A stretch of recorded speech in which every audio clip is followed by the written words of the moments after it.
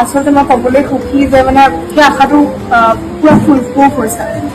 আপোনাৰ তাতে শিকাৰ বহুত আশা, অহা বছৰো অংশগ্ৰহণ কৰিম বুলি আশা থাকিলে।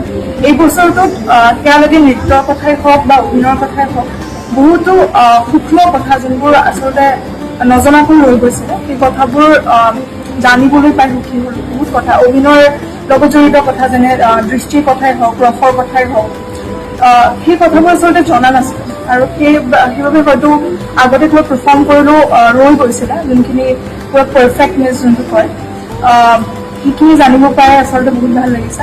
বহুত ভাল লাগিলে ঘনকান্ত ছাৰটো যোনবোৰ কথা আচলতে হয়তো আগতে সুধিবলৈ বা আগতে শিকিবলৈ ৰৈ গৈছিলে, সেই সকলোবোৰ কথা শিকাৰ এটা সুযোগ পাইছো। অহা বছৰো এই আশাৰে আকৌ এবাৰ আহিম আৰু আপোনাৰ যাতে শিকিবলৈ বহুত আশা থাকিলে। আপোনাৰ নৃত্যৰ কথাটো ক'বই নালাগে, তেনেকুৱা এটা আপোনাৰ স্পিৰিটটো